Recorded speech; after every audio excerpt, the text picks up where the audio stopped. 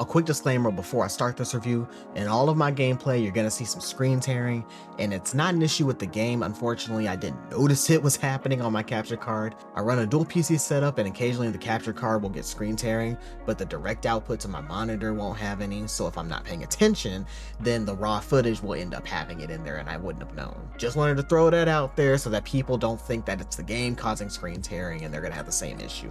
That was on me. Now with all that being said, let's get into the review.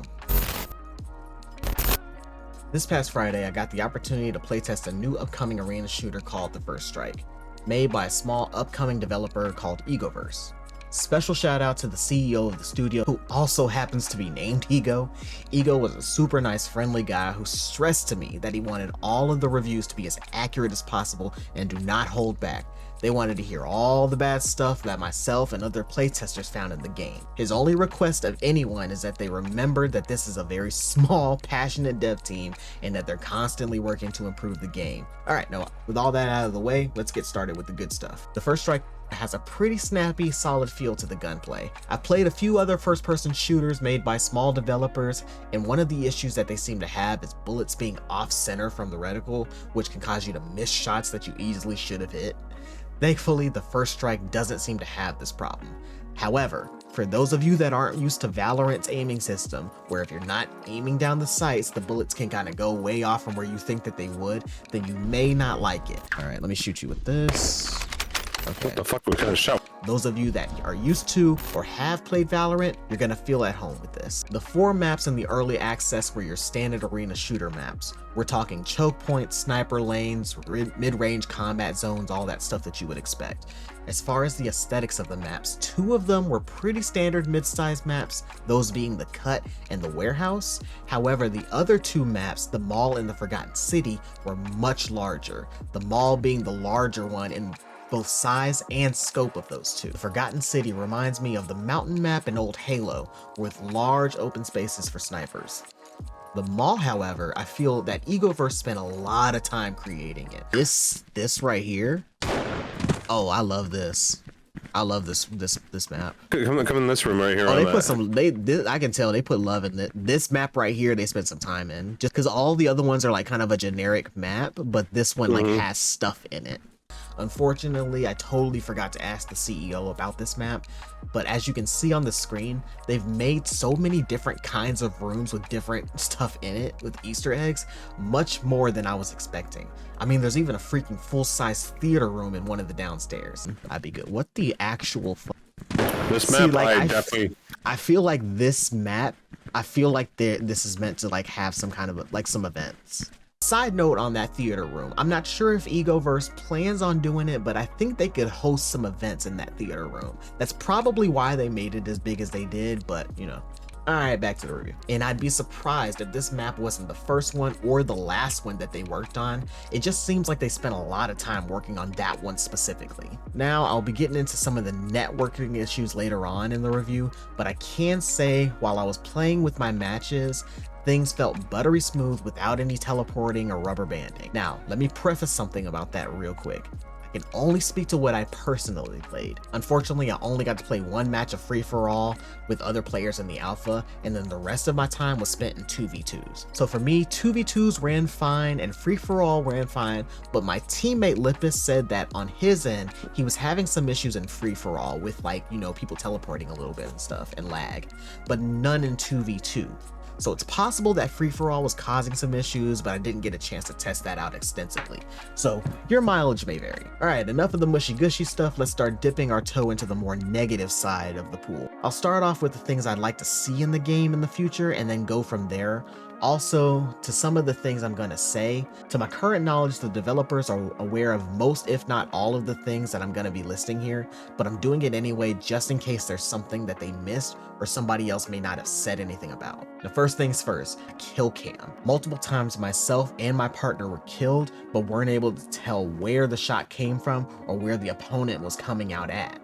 That creates an issue where somebody can kind of sit in the very back of the map and snipe you as soon as you drop in, and you would never know where you got shot from. Now, you could be thinking that they're right behind you or to your left or right, but they're all the way over there in Alaska, and you're looking around, you know, right here thinking that somebody has a shotgun right beside you. This issue is really exacerbated when somebody has a sniper rifle specifically, and the reasons for that I'm gonna get into later, because boy did I have an issue with the sniper rifle. The next thing I'd like for them to add is constant momentum when you're sprinting and jumping.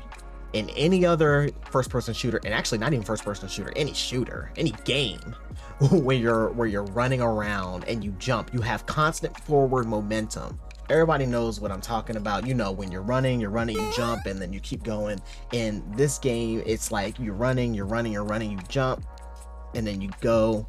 It's like there's like a halt there. Now there may be some first-person shooter out there that doesn't do that, but I personally haven't come across one yet. In First Strike, you just like shift down into walking speed during the jump, and then you pick up momentum again. It creates an issue with pacing where you feel like you should be able to get around a corner or to a spot in a certain amount of time in your head, but you feel like you keep getting snatched whenever you jump, as if somebody has a leash around your neck yelling "bad dog" every time you jump. It just feels off when it happens. The last thing I want to touch on in this section of the video is the bugs and glitches.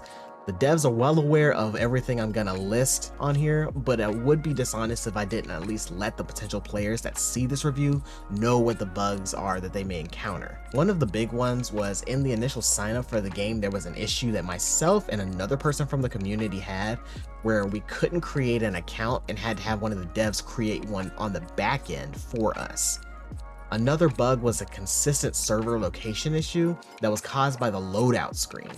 And the way the bug worked was, if you went to your loadout screen, whether you changed anything or just simply went into the screen at all, it created an issue where it would blank out your server locations, and when you tried to change it, it was nothing there. The thing was the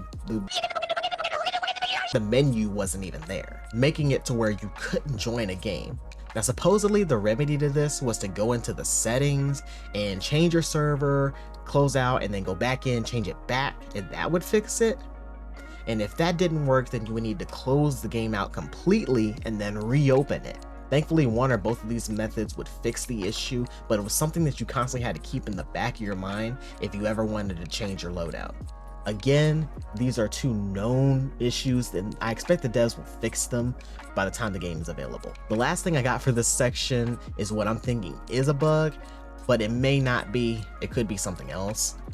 When you occasionally when you would get killed, there was no audio feedback, and by that I mean there was no like gunshot, even if somebody was like close near you. Damn it. Damn it, damn it, damn it. Wait, when did she shoot me just now? There are a few times where a person was behind me, got a shotgun shot off on me, but I didn't hear a gunshot, so I'm thinking that it was some glitch that had killed me. Because of the other bugs in the game, it was hard to tell whether it was a bug or just something else. Many times I thought the game had just decided that it's time for you to stop living, and Thanos snapped my soul right out of my body. While it was annoying, it did give me a few chuckles. Now with all the mid-level issues and requests out of the way, let's get into the bashing session. This game sucks absolute b****.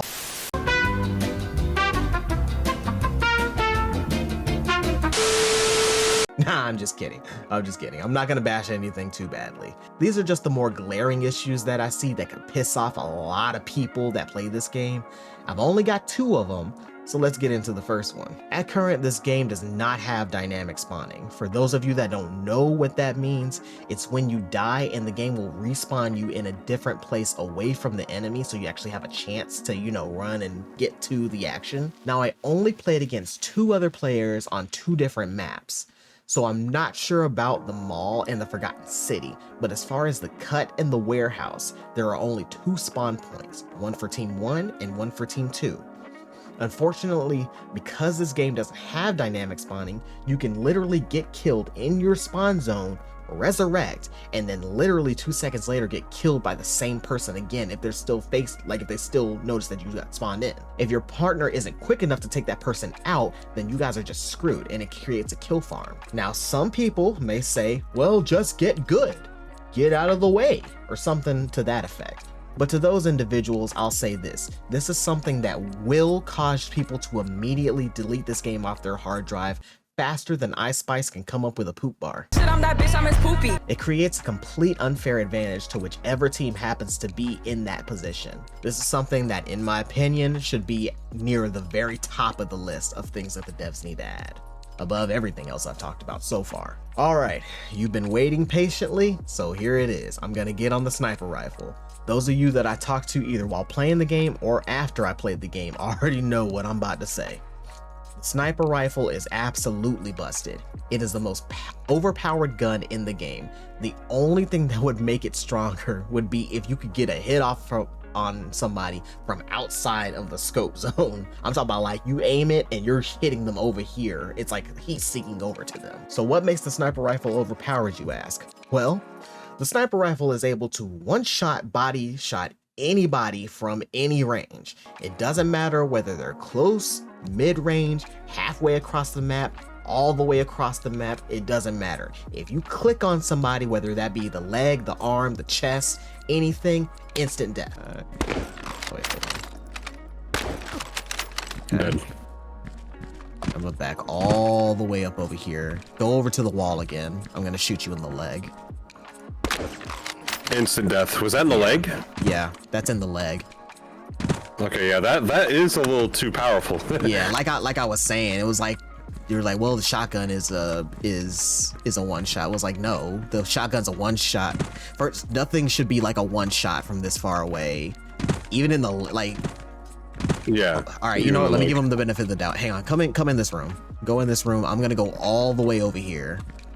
I'm gonna try to get as far back as I can. I'm gonna hit you right here. One shot. Dead. Yep, dead. Yeah, dead. That's way too overpowered. Now, something I do want to be fair and add this in. The devs did say that they plan to add armor into the game, so that may alleviate that issue. However, and I'm only speaking to my own experience and knowledge, I'm pretty sure that there is no game where you can one-shot body shot somebody with a sniper rifle. One-shot headshot, sure.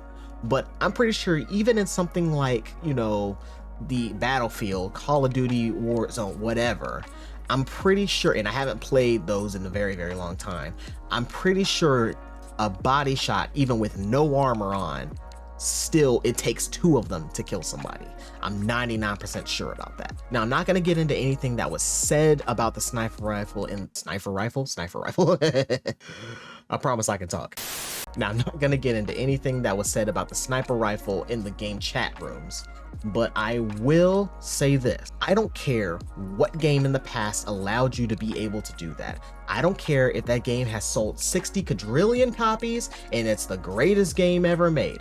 Under no circumstances should a gun be able to one-shot body shot anybody for any reason, unless the ammo economy is balanced for it. Meaning, if you're going to have a gun that powerful, it should only have a few shots maximum.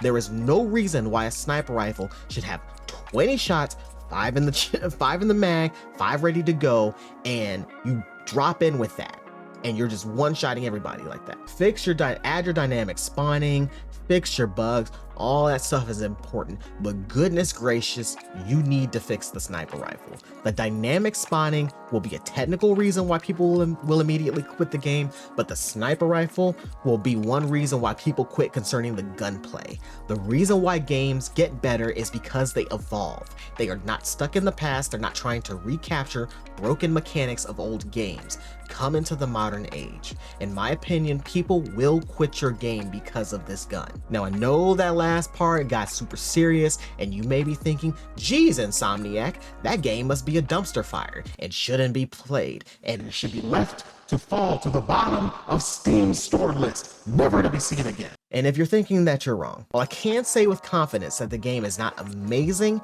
it's not terrible either. I believe it has a good, strong foundation to build on, and with time, the game can reach a level of greatness. These devs have a lot of love for their creation, and I think it's worth people giving it a shot. Does it have its issues? Absolutely. but every game does. Every game needs room to be able to make mistakes and grow from them. Unfortunately, nowadays, every game is immediately deemed as garbage and thrown away the second something doesn't go right, and the devs are not given much time, if any time, to fix it. Now, some games do deserve this to happen, but not all of them. Personally, I think that anybody who loves arena first-person shooters should give the game a shot when it's available. You need to check it out for yourself and see if it's something that you can even vibe with. And even if it's not and you hate it, at least you can say you tried it for yourself. Best of luck going forward to the devs of EgoVersus, and I hope your game reaches the heights that you want to see. Now, with all that being said, that is my review for EgoVersus. I'll have a link in the description so you can wishlist it and eventually play it when it comes out. Special shout out to the devs for letting a super small channel like mine get into the game before anybody else. It truly means a lot to me. Get in the comments, let me know what you think about what I've said in this review. Do you think First Strike is something that you'd be willing to check out, or is it something you prefer to just throw over your shoulder and not waste any time with? Hit the like and the sub button to help push this video out there so we can meet some new people. I truly appreciate it. I'll see you guys in the next one. Y'all take care.